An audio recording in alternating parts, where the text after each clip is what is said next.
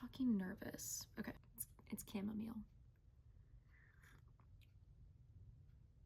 Okay, hi, I'm Lucy.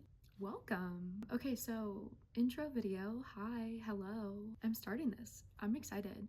I'm gonna do the booktube newbie tag so you can get to know me. Just some random facts. I live in Cincinnati, Ohio. I live in Ohio, so there's not a lot of things to do here, as you can probably imagine. I think everything else I want to say will be talked about within the newbie tag. The first question on the newbie tag, which I spelled newbie wrong. I mean, how dumb do you have to be? The first question is, why did you start this channel?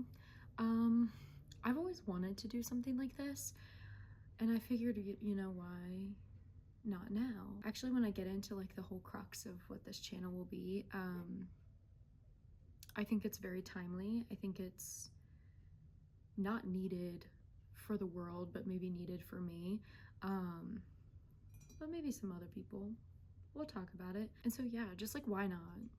Why not? My best friend has a tattoo that says why not, why not? And I've always like wanted a space to talk about and vent about books, but I don't love short form content. I don't love TikTok. I don't want to do it on Instagram because I don't like Mark Zuckerberg. Not that YouTube and like Google are any better, but I think on this platform there's a little bit more control, like user control, rather than like you're just fed whatever people want you to see. There's still an element to that, but like I think it's a little bit better. So I chose YouTube. That was my choice. We'll get into the next part, which is what is unique about this channel. And I probably gave this video a pretentious title to grab your attention, because does there need to be another white woman book content creator? No, not at all. But I have an idea, which is that I want to learn.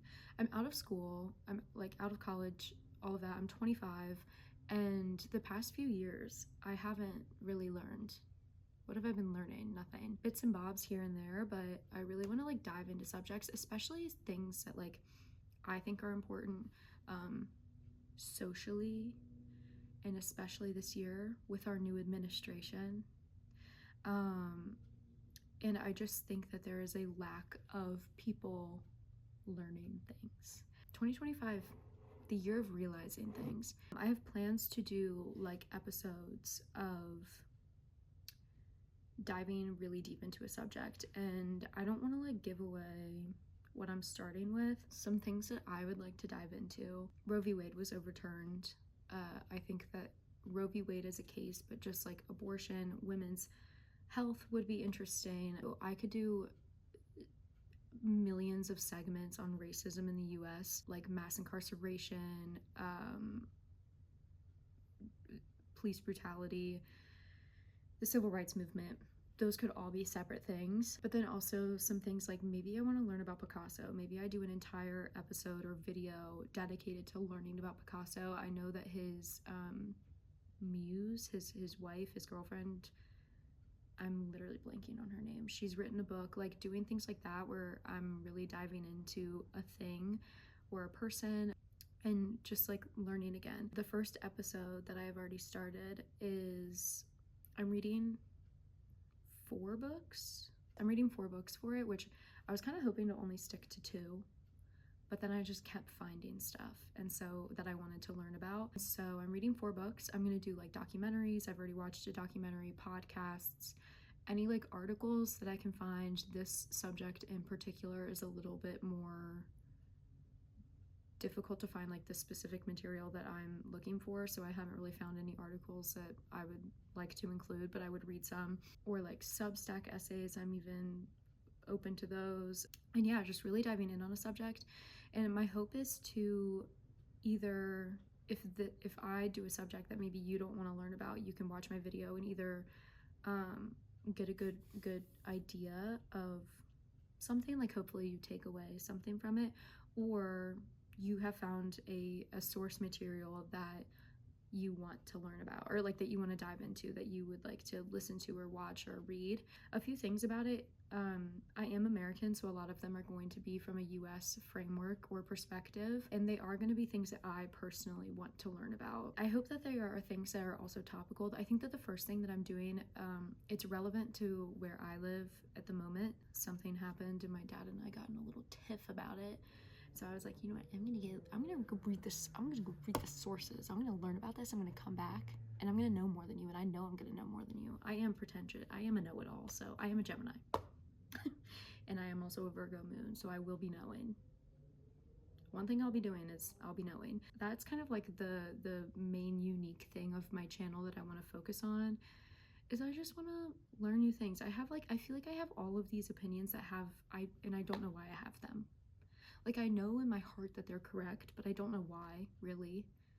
Like, I have a general gist, but I would like to know. I would like to know. I cannot read nonfiction material 24/7 or I will want to die. So that all being said, I do have ideas for other videos that are like more fun. There are a few popular authors that I've never read from before that I would like to do like whole episodes on. I started this year wanting to read all of Elena Ferrante's backlog. Have I started, and is it April? No and yes. But maybe I can get through at least some of her stuff this year, so that could be a whole idea. I recently learned what the Omegaverse was, and I would like to read more books in the Omegaverse. Specifically, I learned that men can get pregnant. I would love to see what that's about. So we are gonna read a little bit of everything over here. I always have, and I always will. Yeah, I think that's what is going to be unique about my channel. I hope that my overall goal is for somebody to take away something from it. Like I said, whether you have learned more from the video or you have found something that you want to engage with. I also want to preface that I will be wrong about stuff. I'm not a genius. I don't know a lot of shit. That's why I'm doing this, is because I feel like I don't know a lot of things and I would like to know them. So feel free to correct me. Hopefully you do it kindly. If I say something or do something wrong, we're going to be growing over here. It's going to be a constant growth process. So yeah, that's what's going to be unique about my channel. I'm really excited. Like I said, I've already started one. It's been a little bit more difficult than I thought it was going to be. I've been having a busy personal life, so I'm kind of like sludging through it right now, but it'll be coming soon. I don't think it'll be the next video. I think it'll be the video after that. Look out for it. Subscribe if you want to see it. Coming very soon, hopefully. The next question is, why do you love reading? Like I kind of just went into, it's a way to learn things. I feel like it's one of the most accessible and credible ways to learn things in a way. I mean, like, can Sean Hannity still write a book? Yes, but it's not one that I'm going to be picking up. Like, for example, I was looking up a podcast for this upcoming episode and I couldn't catch a vibe. It was a little hard to like be able to figure out what the vibe was, and so I didn't listen to it. That being said, like, the person that hosts that could be amazing, perfect, and I brushed them aside, but it's just hard to know in today's world, because misinformation is everywhere. That all being said, also, is I will be sourcing everything. A lot of where I'm getting stuff for this episode is NPR and PBS, so hopefully those are good enough sources for everybody. Long story short, it's just a way to learn new things, and whether that's historical fiction and you're reading a fictionalized version of events that you have no clue about, or you're reading nonfiction, it could be anything, or you're reading a memoir, a story of somebody's life that lived a completely different life than you, and you're learning about that. It's a way to expand your mind. It's a way to connect with other people. I'm about to read Onyx Storm, and I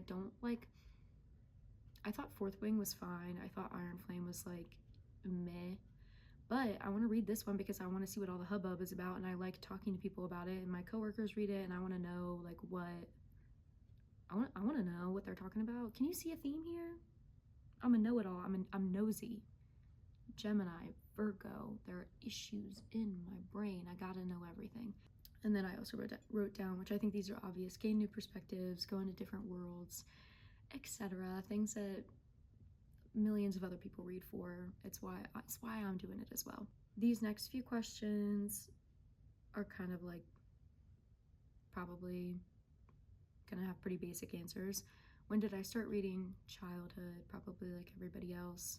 I was always really into reading. I used to make my mom sit in bed with me to read picture books every night, and then that morphed into, you know, Percy Jackson, which morphed into Shadowhunters in the City of Bones. Shout out my sister for introducing me there.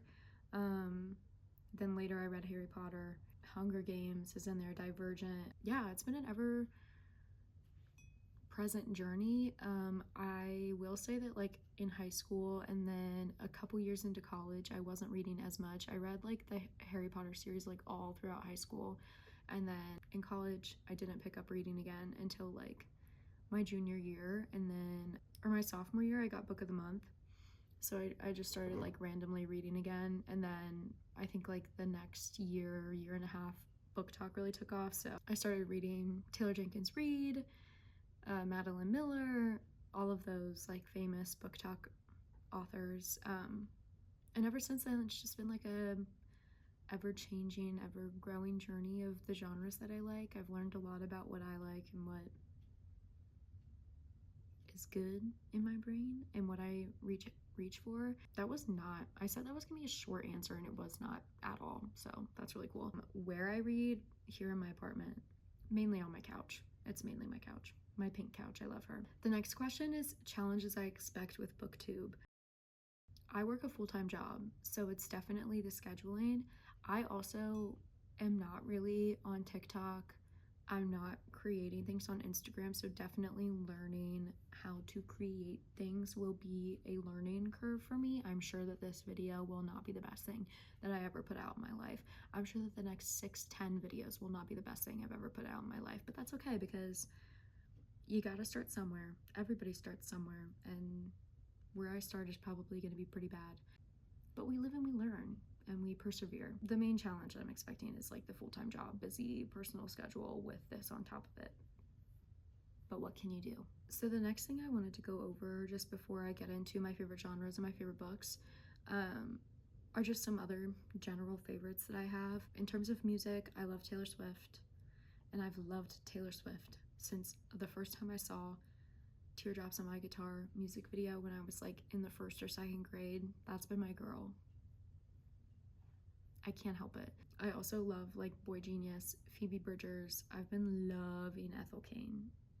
I listen to Preacher's Daughter religiously. I do unfortunately love the 1975, which I probably would keep to myself and hide because it's shameful thanks to a certain member, but I do have a tattoo, so it will come up at some point. I love pop. I've been listening to a lot of Sabrina Carpenter recently. I can't stop putting on Juno in the car. That's a little bit about my music taste. Podcasts, I love Bingetopia. I'm a patron. It's the only people I pay for. I love them. I do have a bullet for movies and TV shows on here, but if I'm being honest, I don't really watch a lot of movies and TV shows, mainly because I have a shit attention span.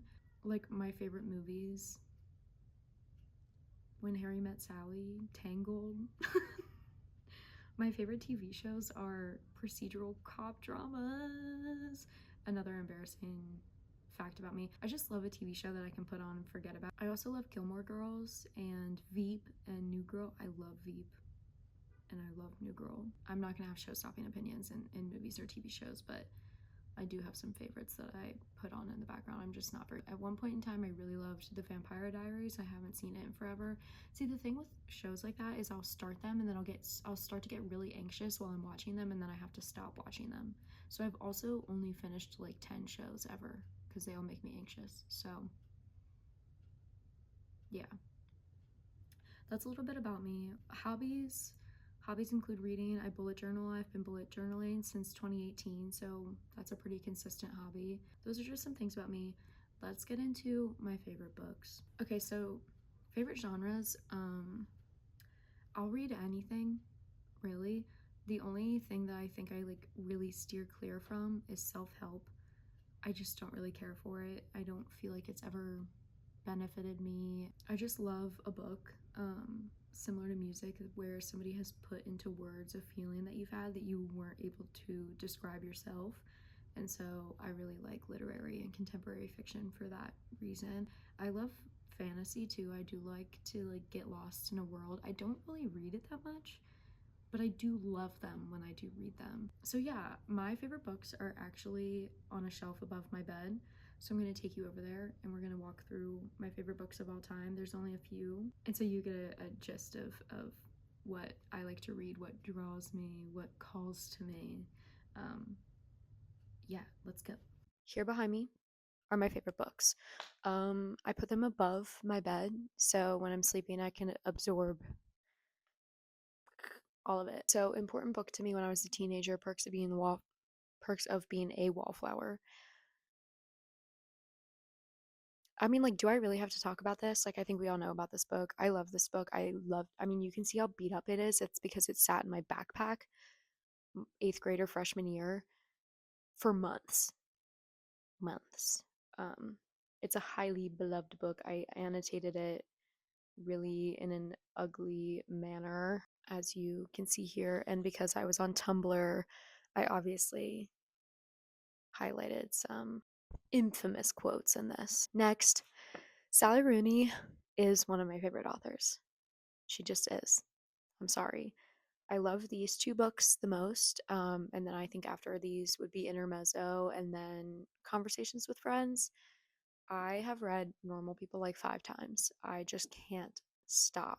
I have never seen the show all the way through because I don't think I can. The book is enough for me. I reread Beautiful World, Where Are You this year, and I loved it again. I don't know why. I feel like people don't really like this one, and I am obsessed with it. So, yeah, these are my two favorites. They go above my bed. Another favorite that I have up here is Circe by Madeline Miller. Ooh, she's got yellowed edges. She's an aged book. She's an aged woman. I need to reread this, but I just love this book. Do I have to say what it's about?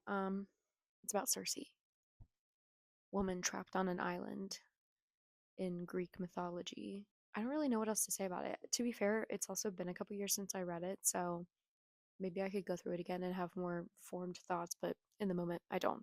This is a weird edition. A Short History of Nearly Everything by Bill Bryson is what it says it is. It's a nonfiction book. This is a very outdated book. I think it was written in 2001, 2000. Like, he literally goes through the history of the earth.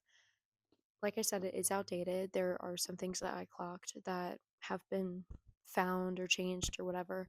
Um, Not changed, but found that previous assumptions were false. I just read it during COVID and it really grounded me in a time when things were not grounded. And it felt like wholesome in that moment.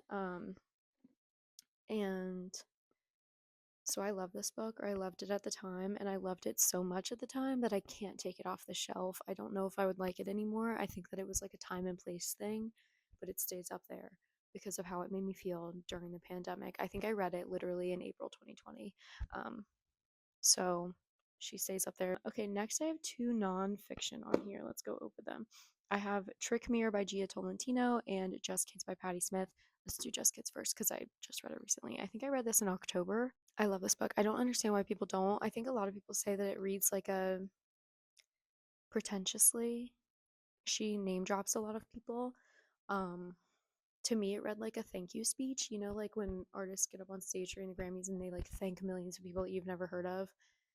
I don't think it's like for the audience. I think it's for a general gratitude circumstance. So I don't think that Patti Smith is listing all these people. So a random person that she doesn't know, is like, oh my God, she knew this. I mean, maybe some of them, like Janis Joplin. I was like, really?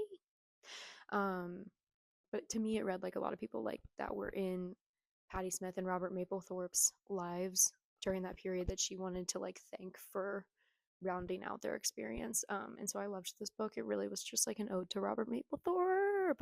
And I thought it was really beautiful. And even though I know what happens at the end, I still sobbed my little heart out. And I think it's a really beautiful story personally. And then I also have Trick Mirror by Gia Tolentino, which I have learned some interesting things about her parents, but I still loved this book itself. It's a group of essays about, she says essays on self-delusion. I think they're more about like being a millennial and internet culture, and I'm not even a millennial, and I liked these. I think they're still relevant and they're not cringy. So shout out to Gia Tolentino for that. My favorite essays in here were Always Be Optimizing, Pure Heroines,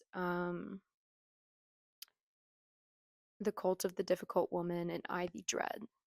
But the whole thing is really good. The one YA up here, I randomly picked this up from my library during Pride Month one year. They just like had it on display, and I'm so happy that I did that because I just think that this is such a like creative.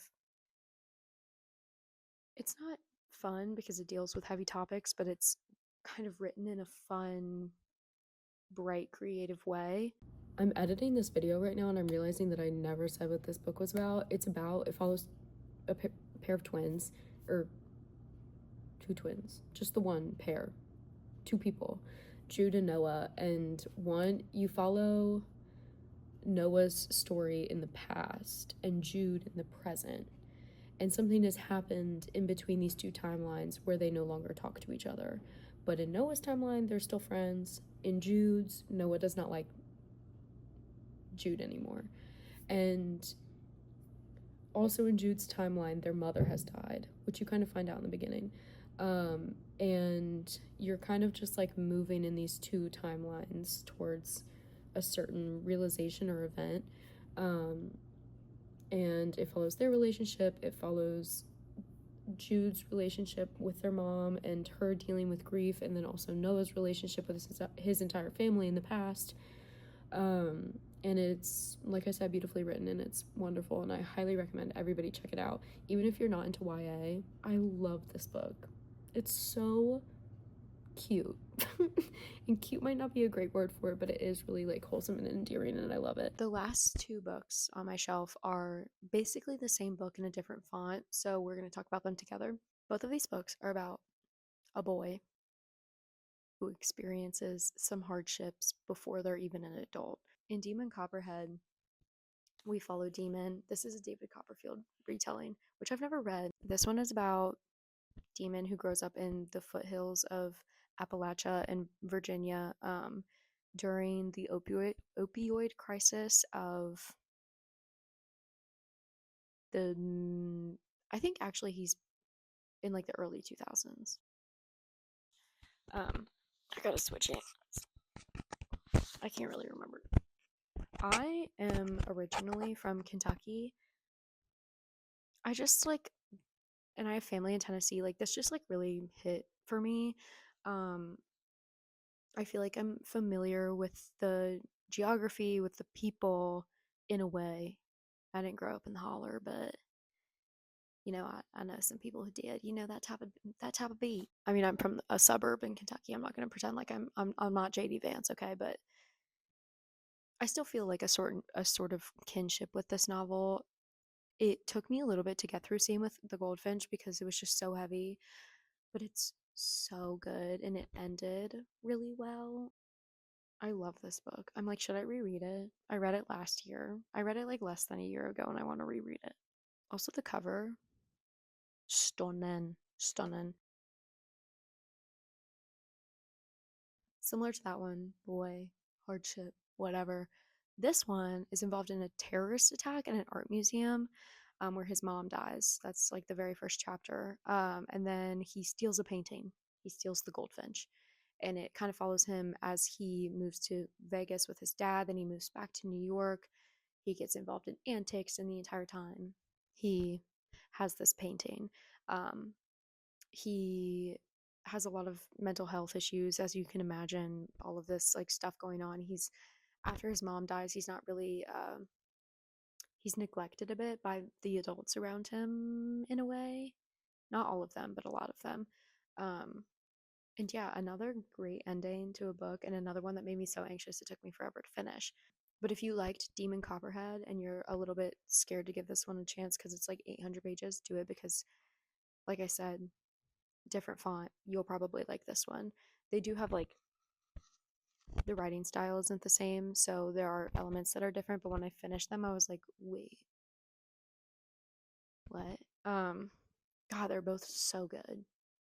I'm like gripping. I have like claws on this. So we're done. We're done.